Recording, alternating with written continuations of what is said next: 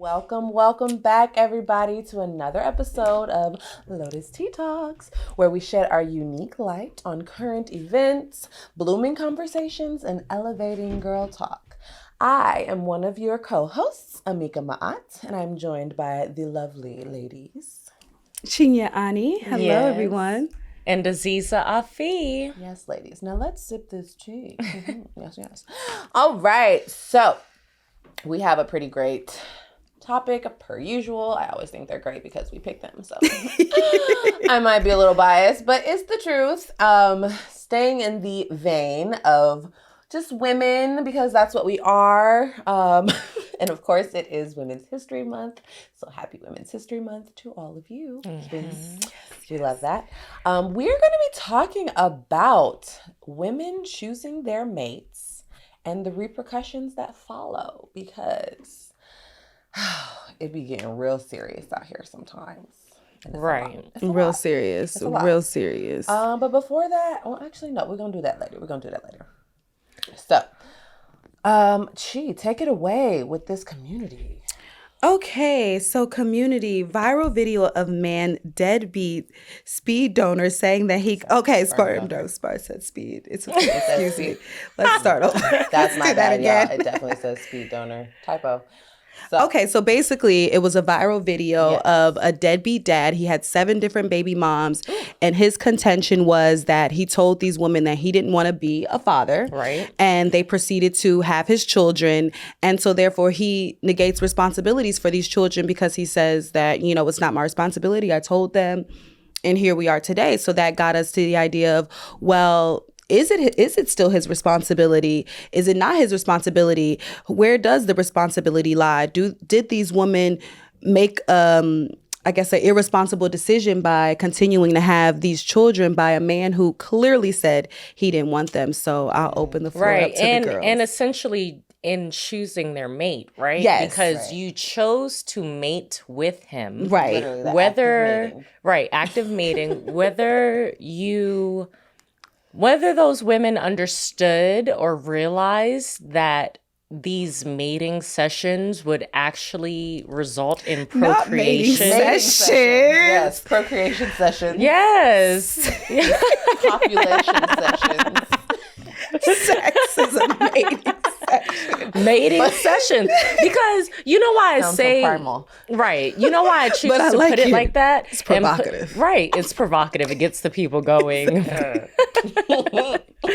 No, but for real, like, just to put it into the basic primal, actions of it makes it more clear, because a lot of times people try to, I don't know, how do you say it? Oh, I got it. Justify their actions or justify, what they're doing with all this fluff, right? Like, oh, I liked him so much. Oh, he was so handsome. Right. We had a great dinner.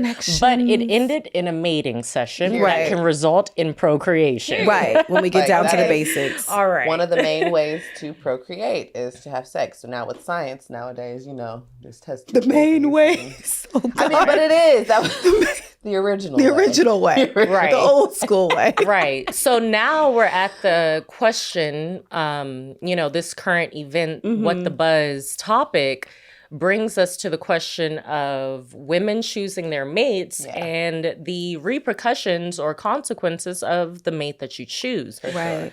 So it asks the question, like, for example, whose responsibility is it? Who does the responsibility lie with after you are choosing your mate, right? If it does result in a child or result in, consequences. Okay, so let's backtrack. Right. You choose your mate and you have very basic consequences. Either you all are going to procreate and have children, right? Or you're choosing a mate that is going to create something else in your life, whether it's peace, whether it's stress, whether it's happiness, whether it's sadness, financial stability. Right. All of these things are really byproducts of the mate that you choose. Absolutely. Right? So then it's like, if we're just talking about responsibility overall for any of those byproducts, who do you all think the responsibility lies on? Is it your partner or your mate's responsibility to be responsible for the children, or to even be responsible for any of those other byproducts? Right? I mean, yes, I'm calling children byproducts. Okay. Byproducts of sex. Okay. So what do you ladies think? If we just focus it even in on the children part. What do you think? Okay. So I think ultimately at this point in our history of human existence, it's both parties' responsibility. I think we've existed on this planet long enough to understand that the only surefire way to not get pregnant is to not have sex. So if you're going to lay with somebody, you immediately take part in the act of possibly procreating, which means that you are going to possibly have a child. Whether or not you wanted this child or not, that's a whole nother conversation, because after the fact, there is plan B, there is abortion in certain states, and, you know, there are different things that you can do to get rid of the child. But at the end of the day, like, that's also not necessarily 100% your choice. So if the woman, of course, that is, to me, it is obviously the woman's choice to keep the child. Now, if both of these parties, i.e. the man and the woman, choose not to want this child, then I feel like at the end of the day, the man is going to have to get over it and realize that you shouldn't have had sex. So in your opinion, you don't think that the man or the woman should yield to the responsibility of the, or to, excuse me, let me rephrase the question. In your opinion, do you think that the woman should yield to the choice of the man? Meaning, if the man decides, I don't want to have this child, I don't want to have a child with you, is it irresponsible for the woman to choose to bring a child into a single parent home? No. I see. I mean, it's yes and no. So yes, in the fact that this man is showing you and telling you exactly who he is, and you're still deciding to lay with him. Period. You're going into this decision-making process being fully aware of this person, and you should believe him.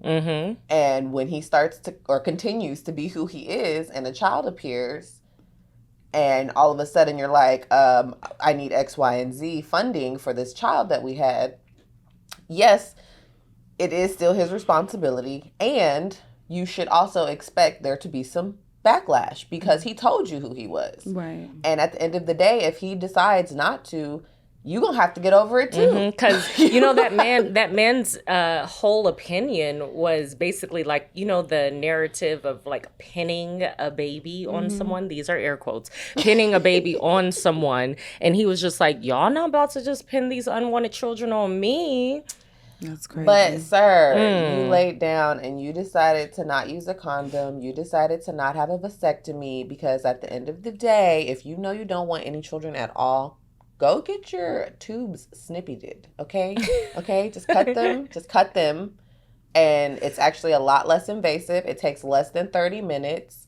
It's reversible. So if you do at some point decide to go and have children, then that's fine and dandy. But we need to start talking about birth control for men and stop putting that on women, because it is not just our responsibility. It turns into it because we have to carry the child for 9 months. And feed the child. Well, no, because not everybody is breastfeeding. Oh, true. Similac. They're all the formula in the world. Well, I think if you take out like external factors, like if you go back to like just like what nature shows us, it is kind of on the woman. You know what I'm saying? So I think women need to own back their power in that decision-making process, and maybe not saying that it's all on the woman, but it can be all on the woman. Like at the end of the day, you know, it does, and it's not fair necessarily, but the woman literally has to have the baby. So it is unfair. You know what I'm saying? Like, your life is going to change. You're going to be the one sitting down with the baby. You're going to be the one, you know what I'm saying? You're literally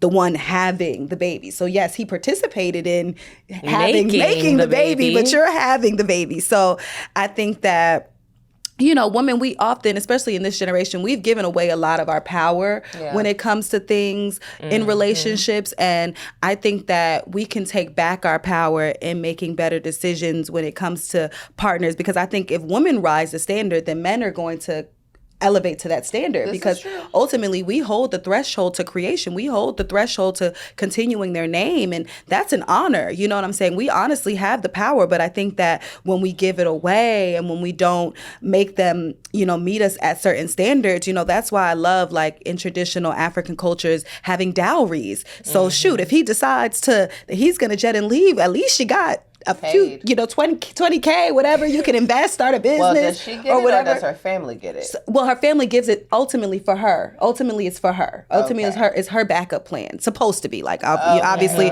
tradition. You know, they run off with the cows. I don't know, but you know, ultimately, that money, that support is supposed to be there as a safety net. So I think we should also talk about creating more safety nets for women. And I think that also does come into play with community. Like, no, you're not going to leave this woman with this kid. Like, you know, bringing the community and putting that shame on a man. Like, if you're not taking care of this kid, no one wants to talk to you. You're out of society. You know what I'm saying? Agree. Like, instead of just being like, oh, well, you know, he. And I feel like he outed himself by posting all of that crap. But then after the third baby mom, like, you know, and then you look at the girl, like, chick, he the first one, the second one, the third one, it's like, build his self-esteem. You thought at the fifth one you were going to be the one that he was going to give a F about? Like, that to me is crazy. He is very, very outspoken and adamant about this. But, you know. Do you commend him on his honesty? Yes. Okay. You want to know why? I don't commend none of that. Listen, I don't know about commend, but at the end of the day, it's better for you to just outright say it than to be playing games. Yeah. You feel me? Like, but you playing games by still making these babies, because you could say something. Because his energy, his energy is the type of energy where he was probably very clear. He was probably like, listen, shawty, I ain't putting on no condom. But I don't know. We weren't in the bedroom. Like, it's okay, baby. Right. I don't know. I think we weren't in the bedroom, and we don't know. And I want to know how old these women are, because he's looking like he's hitting 40, and I'll guarantee you these are some young women. You know what I'm saying? Like, he's a manipulator, right? He's a manipulator. He may be. He may be. But okay, so let's reel this in the sense of this, right?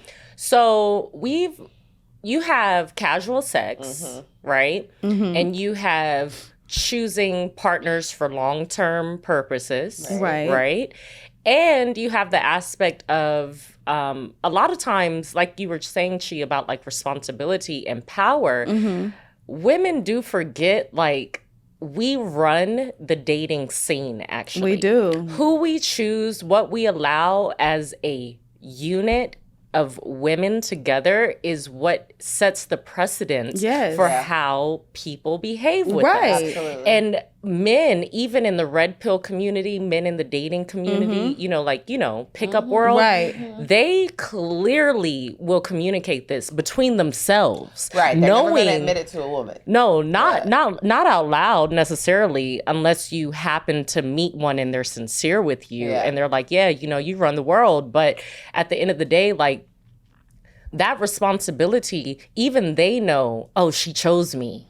We're the ones doing the choosing. Yes. Right? So when it comes to the choices that we're making, we're choosing to have casual sex. Exactly. We're choosing to have sex with people who may or may not be good fathers, be good partners, right? Because like I said earlier in this podcast, just because the mating session can lead to procreation of a human, it can lead to creating other things in your life, like trauma. Okay, exactly. And you chose this traumatic situation because you chose him. STD, that's even worse than a traumatizing. Just put it all under trauma. Your cells are traumatized with infections. Okay, yeah. So you know, when it comes to that, what are some of the ideas or flags that we can discuss where it's like green flags and red flags for the choices that we as women are making with our mates? Yeah, for sure. Like, I feel like these women obviously ignored the red flags. There, for some reason, is this notion that certain women have that, oh, I'm going to be different. I'm going to be the one to change him.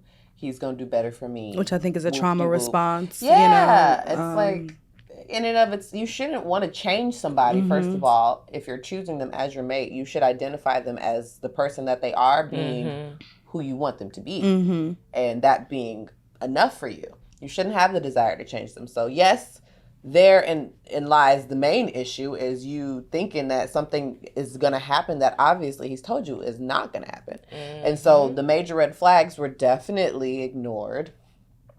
The fact that he had 7 children, if you were the, I don't know, even just the second one, to me, that's enough. That's enough. If he's not there for his first child, that's enough. That's enough. That's enough. It shouldn't have gotten to 7. That makes no sense, which is why I do say that it's on both parties for sure at the end of the day, but you can't make anybody care. You can't make anybody take responsibility for their actions. Unfortunately, we can't force people to do that. Now, I know in other societies, communities hold a lot more weight on the decisions that are made in these types of unions. Also, people aren't just out here having sex all willy-nilly and casually. So it's like there's usually some intention for marriage there already, if you haven't already gotten married, and then children are had. So it's just definitely this whole Western society and this new age way of thinking and sexual agency, if you will, where people think that there aren't really repercussions to their actions until there are repercussions, and then they sit and looking like boo-boo the fool and wondering why they have no child support and why nobody is batting an eye at you or feeling bad for you, because at the end of the day, boo-boo, you ignored the red flags. He told you who he was. And granted, he's a piece of trash. Here's a red flag. To go in the dumpster and have sex with the piece of trash. You just met him. That's the red flag. I was just getting ready to say, like, taking right, because he said that these were jump offs. These were women that he didn't have to do any extra work for, that they were just, you know, real easy. He was like, these aren't even women that I would want to procreate with. Exactly. So again, saying that they set the precedent for how he treated them, because they were willy-nilly and he was willy-nilly. Right. Unfortunately. So I guess a red flag, green flag is just vet people. Like, take your time, get to know somebody, have self-love first, like discover what you actually want, because I think a lot of the times people don't even really know what you want. So you're like, oh, maybe I'll have a baby. Why not? Because, you know, like, have a plan. I mean, you know, God laughs at your plan because ultimately he's in control. But at the same time, maybe have a plan for yourself, you know, really be intentional about the things that you do, because I think the more intentionality you put to things, the more, you know, things do kind of go according to how you plan them out to. More in alignment, the things will be in the Creator's plan. You know, pray. Literally, find God, find spirituality, because that can ground you and center you in finding relationships and finding partnerships and protect you from the devil. Ultimately, I'm sorry to bring it to the Lord, but protect you from, you know, those type of energies that will ultimately do you harm, hinder your life, you know, and a permanent hindrance. Because now this is a person that you have to deal with forever. That you've brung a demon to your child's life. You know now that they have these are whole facts. You know, seriously, you know, what are the generational curses? On top of the fact that if that person is not in your child's life, you just set your child up to have to be raised by a single parent. Exactly. And to question why am I not worth it? And now, so now you know, so I think coming out of that selfishness of like, oh, this is a pleasure for me. And my pussy feels so good right now. You know, taking us out of that and like, oh, what about the kid? Like, what about the daddy I might be giving to my child? And, you know, I think or not giving to my child, because technically it is still their dad, whether they are, you know, their sperm donor, whatever you want to call it, whether they're there or not, they're still creating, you know, they're still sadness. Part of the creation. Yeah, they're still part of the creation. So I think if we thought about some of those things before laying down with people, I think a lot of people wouldn't be laying down people on this planet with who they're laying down with. I think, or maybe more, but in happy family homes, you know, because I'm not saying don't get married young. I'm not saying don't procreate or do what you want to do, but do it with some precedence, do it with some intentionality, Yeah. with some integrity. You know what I'm saying? Not just like, oh, it's, it happens. No, it doesn't just happen. I can't stand when people say that. Like, it doesn't just there are happen. very, Right. very key parts that go into this happening. Exactly. So yeah, for sure. Okay, That's my so piece. So what let's would the green flags Yeah, be? Like, because obviously in choosing your mate, you do, for those who do set up boundaries, those who do actually think about what they're doing before they do it. What are some things that you... for those of you using your brain. those of you with some sense, I think someone that like listen to what people say. Like if this is a person that's saying like, hey, I want to be a dad. Someone who actually wants to be a dad. Yeah. I want to be a dad. Yeah. I want to be a good dad. See their relationships with their family. Yes. See how they care about other people around them. Yes. Their they interact with exactly children. interact with children. Their integrity. How do they keep their word? If they say they're going to do something, are they making the steps to do that? Right. Are they providers? Like I think those, just Yeah. looking at people and checking off the list of like, okay, this is someone that has father qualities. Right. Yeah. Yeah, I okay. totally agree. I would say someone who's patient. Like me personally, men who are too anxious to sleep with me, it turns me off. Well, turned me off. I'm in a happy, beautiful relationship now, so none of you have a chance. But back in the day, okay, when you couldn't take no for an answer, that's a huge turnoff. So what's a turn on? What's a green flag? People who are patient, who just want to Absolutely. spend time with you, Right. who want to get to know you. It's not just about the sex. It's not just about the sex Exactly. because sex isn't just about the sex.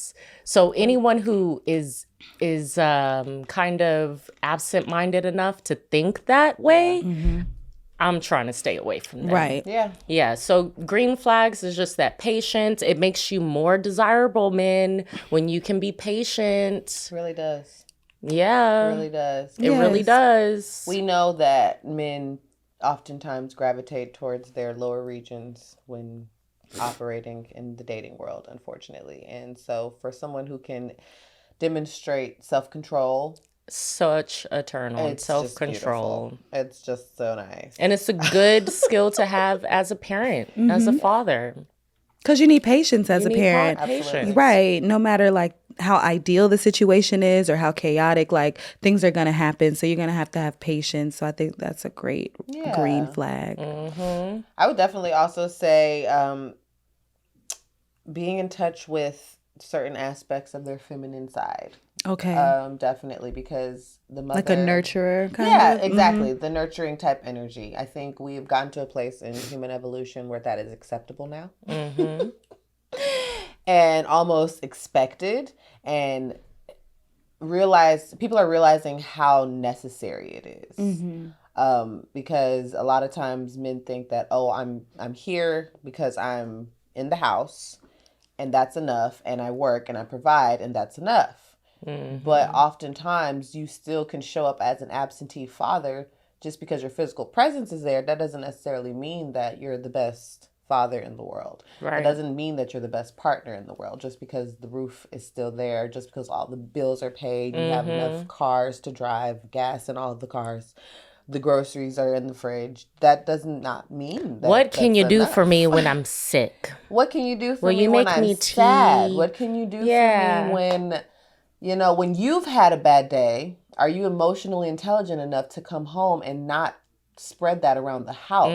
Or at least express those feelings of the bad day so we can build you back up together. Absolutely. Yeah. Express it in a way that's healthy. Know that you might need a moment to decompress before you come home. You know? Find a group of men that you can confide in so that you all have the support that you need, because we don't necessarily always know how to support men in the exact way that they need to be because we are not men. And so having a partner who understands that there are resources that can be used and that are necessary so that they can be their full selves. I think that's something that's really important to look forward to as well, because ultimately we want to be their everything, but we can't. That's not a realistic expectation, nor should it be a desire for you to want to be their everything. Being a part of their world and being their whole world should be two completely different things. Right. Yeah. No, I agree. And so that's definitely something that's important to me to look for. And these are things that have been considered to be more feminine in the past. So that's why I would say for them to be able to be in touch with their balanced person. a balanced individual, you know? Right. Definitely the balance is desired for sure. Very true. If the man takes a long time to text you back, like weeks, he's ghosting you. Just drop him. Not the ghost. You know he's gonna ghost his baby. Oh. I said it. Don't ghost y'all babies. The way I feel, honestly, just in women taking more responsibility for who we choose is, like Chi-Chi said before, just when people show you who they are, believe them, you know, because a lot of what we're talking about is a part of an assessment that has to be done prior to even creating children with someone. Yeah. You feel me? So it's like those little things, like, no, they still apply. Like, treat me the way you want to be treated, and also the way you would want to treat your family, your children. Exactly. Yeah. From the beginning. You feel me? Right. Because a lot of times what I've come to find is that people, because they consider you a jump off or you're casual or whatever, they want to treat you with lower standards or lower respect, and it's really not fair. Like, just because we're not long-term partners, it doesn't mean you should get to disrespect me or take me any, you know, less serious. Right. So that part, Because you're a jump off too. And I think like you said, like it all goes to like self-respect. Because if you love yourself, if you know yourself, then you're only gonna, you know, you're gonna see it so clearly. Like, yeah, that's not it. But I think if you're like not sure, you know, then you should just take time with yourself. Like, really get to know what matters to you. Really get to know what you value. And it can be different. It doesn't have to be with anybody else, but you trust me, you'll find someone that aligns with that. Yeah. And I think a lot of people are making like premature decisions and really, really don't know their self. So they're just kind of testing everyone. And I think that's when you're able to, like, even me, I remember, like, I can think back on when I wasn't so grounded in who I was. I accepted a lot more fickleness with people and just decisions because I was figuring it out. Like, well, maybe, you know, like, it was a lot of maybe, but I feel like once you really know, like, certain things are just that, you won't accept anything else. And I think finding someone who really aligns with you can save so much time with a lot of things, and even raising children, because it's enough in the world that's gonna, you know, digress from what you believe in. But at least if you and your partner who you're raising this child with are solid in those beliefs, then it can be just so much easier, you know. So really take time to know and love yourself. I think everything starts and ends there. Yeah, for men and women. And for men and women. Because I think that man who said that, it was a lot of pain. Yeah, a lot you don't of hurt. love yourself. You hurt sound people. crazy. I mean, you don't like take care of your 7 kids. That's you're crazy. Yeah, you don't take care of yourself. It's a part of you. Yeah, you know what I'm saying. And I think a lot of us have to go back to the drawing board with that. You know what I'm saying? Generational curses. Like, what have you been through? Because what he's doing is not right. And you know, Arata, you said, do I condemn or do I condone, or what did you ask me earlier? Do I commend his honesty? Right. Do I commend his honesty? Yes. But so now he can get some honesty. help. Exactly. It's not because I feel like his whole honesty would be like, I'm not a good person. I don't need to be in these children's life. Like, I think a lot of men, a lot of women who aren't in their kids' life, I think truly they feel like they're better off not being in their lives, which sometimes you are. But you should do the work so that you are a healthy person for your kids. You know, I could say like my uncle, you know, back in the day, he wasn't in his earlier children's life because he was dealing with addiction. But now, you know, he's come full circle and he's such a great dad to his late children. You know, he's literally turned it all around. So, you know, it's not a point where you can write off people. And I think that if you're a deadbeat dad for 10 years, like try to be a good dad now. Like, even, you know, like it's never too late. Like, no, seriously, it's never too late. Even your kids in adulthood, like some deadbeat parents feel like, oh, well, they're grown now. No, like, you can always mend wounds. You can always right today. So, you know, all those people out there that might have that kid that you're not being that 100% parent, like, just take time, heal yourself, and come back to your children. Your children are always looking for your love, and your children are always there to forgive you. Absolutely. And to the mothers that may have made these poor choices in the past. Find your kid a new daddy. What you say? You can always find a new daddy. You can always find a partner who may not have fathered your child. Exactly. Who will step in and step up, and uncles, and you know, just positive male figures and female figures. But we're talking about the mom to the dad. So positive male figures for your children. I think that's a responsibility for single mothers. Like if you maybe didn't do so well with choosing the dad, please try to find some good mentorship in the masculine energy, especially for your daughter and your sons. Exactly. For all children. Everybody needs it. So that's your responsibility. Like, you know, to help them because they need it. You can't be a mom and a dad. You can't. You can't. Yeah. Really can't. Women have tried for so long, and unfortunately there have been some gaps in children's development because of that. And in the women's experience of being mothers, they haven't gotten to embrace the fullness of being a mother and what that looks like, because they've had to also play the role of father as well. And to me, I think one of the most important things that you can do to prepare yourself for a mate is to be the person that you would want to be with. To the best extent. Like if you expect somebody who is financially stable, you may not make as much money, but be able to manage what you do have. Be financially good, stable, you to at least take care of yourself. You know, if you are expecting somebody who is like 100% all about their health and wellness, you need to be eating right in the gym, making sure you're doing your prayer, meditation, making sure that you are taking care of yourself. Right, because you're going to attract who you are. Exactly. You're going to attract who you are. And ultimately, you want to be equally yoked to your partner. You don't want them to feel like they're settling either, like at the same time. So make sure that you would want to be with you. Like, and that to me is a part of getting to know yourself. The way you want someone to treat you. Exactly. Teach people how to treat you as well. And really, so that just being with yourself, like she said earlier, if you don't know, don't just go and jump into it. Just don't do. Right. Don't do. If you don't know, don't do. Right. I don't understand when people leave it at I don't know. And so they just learn. I've read so many books over the past, few years. There's so many books. That's why they're out there. I know we don't like to read anymore, but books and YouTube are your best friends. Look it up. How to be a good mate, how to be all these different things. There's resources. We go to school, like we said in our last episode, and we learn certain things about life, but teach yourself other things. If you don't know, if you weren't raised in a 2-parent household, type it out. Like what are the skills to manage a healthy relationship? If you really haven't seen it, like do the research, learn.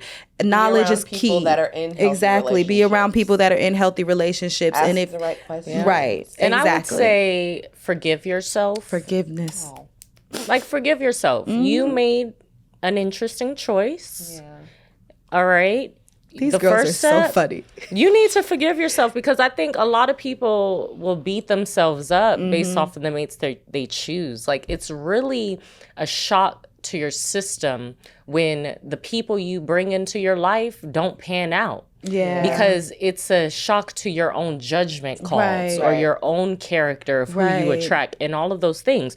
So it's okay to forgive yourself and also just take accountability and inventory of, like what these ladies said, who you are, who you're attracting, so on and so forth. But it definitely starts with forgiveness. You don't want to beat yourself up over those things. It's a lesson learned. And if you have children now and their fathers are absent-minded individuals, pray about it. It's a lesson learned. And like the lady said, find those good role models to be in their lives. Absolutely. Yeah.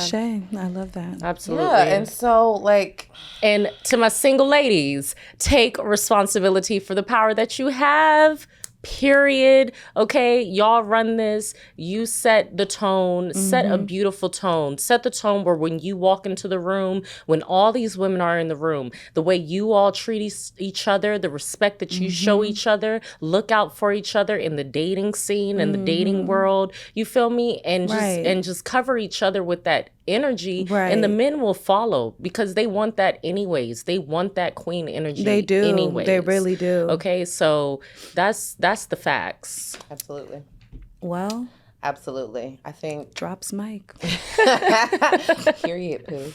And there is a book that is called The Spirit of Intimacy that really looks at choosing a partner and just being intimate with people in a very holistic and spiritual way. It comes from, I don't remember the author, but you can Google it. Say it one more time, the name of the book. The Spirit of Intimacy. Yes.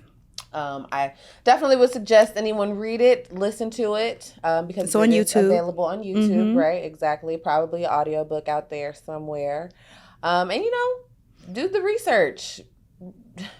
Listen to some podcasts. Yeah, and our podcast. Right. and if your people did it wrong before, don't be arrogant in thinking that you have to repeat the same things just because your mama did it, your grandmama did it. We all raised our babies with some deadbeats. Right. No, don't do that. That's hella arrogant. Change the narrative. Change the cycle, because people swear, you're not good enough to raise your children the way your mama did. No, I'm better, and my mom wants me to be better. Exactly. And even if she doesn't, don't, it's okay to live a different narrative. Like, sometimes people are stuck in their experiences, and in order to grow, we have to be uncomfortable. So it might feel a little bit uncomfortable. You might be alone for a while. You might have to discover yourself. You might cry. You might be lonely. Like, it's okay to go through those natural human processes. Like, healing and life isn't always the most sunshiny part, but you'll feel great when you can look back at your experiences and be like, wow, I really taught myself something that I hadn't seen before,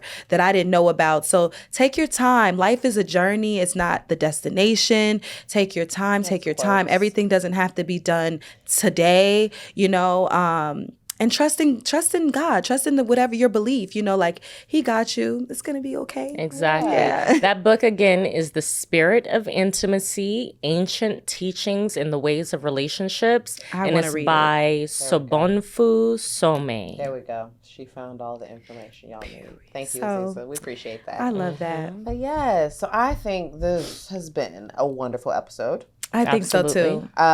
Thank you all for joining us for another episode of Lotus Tea Talk. We hope that you enjoyed sipping with us, because we surely enjoyed spilling that there tea. And so, but before we leave, we have, of course, our Petals of Inspiration. And this one comes to us from H. Jackson Brown. Don't know that individual, but they said something good. Sounds black, Jackson Brown. Sounds black, and that's right, exactly. Jackson Brown. Two strong black names. Strong. This individual said, choose your life's mate carefully. From this one decision will come 90% of all of your happiness and misery. Whew. That's strong. 90%. That's true, though. I don't know about happiness, but definitely the misery. Happiness or misery, right. Happiness definitely can come from within. That's usually the goal. But, also your surroundings. Yeah, that's right. That's right. Mm-hmm. So we thank you all for joining us. Y'all have a beautiful one. Peace and love.